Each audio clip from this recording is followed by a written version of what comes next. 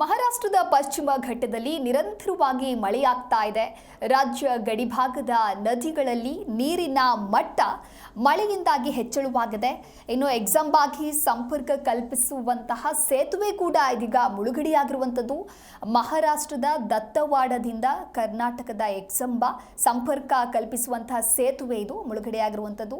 ಚಿಕ್ಕೋಡಿ ಉಪವಿಭಾಗದ ನದಿಗಳ ನೀರಿನ ಪ್ರಮಾಣ ಕೂಡ ಹೆಚ್ಚಳವಾಗಿದೆ. ಕರ್ನಾಟಕ ಮಹಾರಾಷ್ಟ್ರ ಗಡಿಭಾಗದ ನದಿಗಳಲ್ಲಿ ನೀರಿನ ಮಟ್ಟ ಏರಿಕೆಯಾಗಿದೆ. ಇನ್ನು ಬೆಳಗಾವಿ ಜಿಲ್ಲೆಯ ನಿಪ್ಪಾಣಿ ತಾಲೂಕಿನ ಕೆಳಹಂತದ ಸೇತುವೆಗಳು ಮಳೆಯಿಂದಾಗಿ ಜಲಾವೃತವಾಗಿದೆ. ದೂಧಗಂಗಾ ನದಿಗೆ ಅಡ್ಡಲಾಗಿ ಕಟ್ಟಿರುವಂತಹ ಧಾರವಾಡ ಕುನ್ನೂರು ಗ್ರಾಮಗಳ ರಸ್ತೆ ಸೇತುವೆ ಇದು.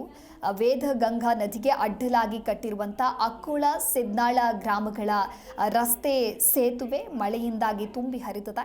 ಪ್ರತಿ ವರ್ಷ ಆಗತ್ತೆ ಈ ಕೆಳಹಂತದ ಸೇತುವೆಗಳು. ಇನ್ನು ಬೇರೆ ಮಾರ್ಗದಿಂದ ಪ್ರಯಾಣಿಕರು ಇಲ್ಲಿ ಹೋಗಬೇಕಾಗಿರುವಂತಹ ಸ್ಥಿತಿ ನಿರ್ಮಾಣವಾಗಿದೆ.